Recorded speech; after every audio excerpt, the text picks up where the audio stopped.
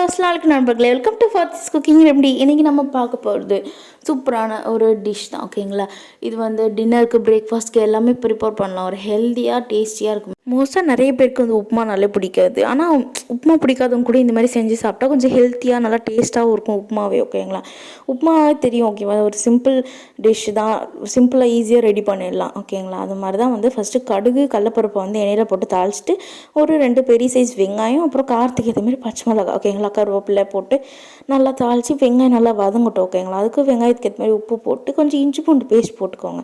இஞ்சி பூண்டு பேஸ்ட் போட்டு நல்லா மிக்ஸ் பண்ணிவிட்டு இது கூடவே வந்து நம்ம மசாலா நம்மளுக்கு தேவையானதை மசாலாஸ்லாம் வேணால் ஆட் பண்ணிக்கலாம். போட்டு இது கூட வந்து வேக வைக்கிறதுக்காக தண்ணி ஊற்றிக்கலாம்.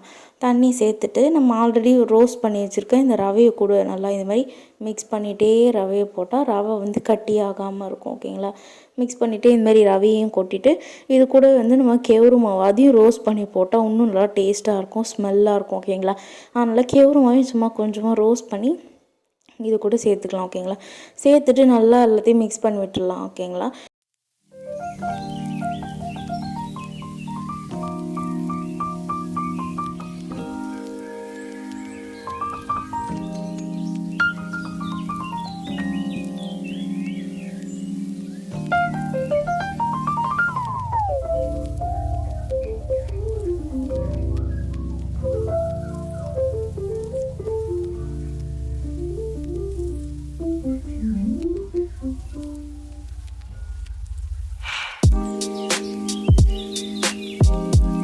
அவ்வளோதான், சூப்பராக ரெடி ஆகிடுச்சு. இது கூட வந்து கடைசியாக நெய் போட்டு மிக்ஸ் பண்ணிவிட்டு அப்படியே தேங்காய் சட்னி கூட வச்சு சாப்பிட்றப்ப செம்மையாக இருக்கும் இந்த ராகி உப்புமா.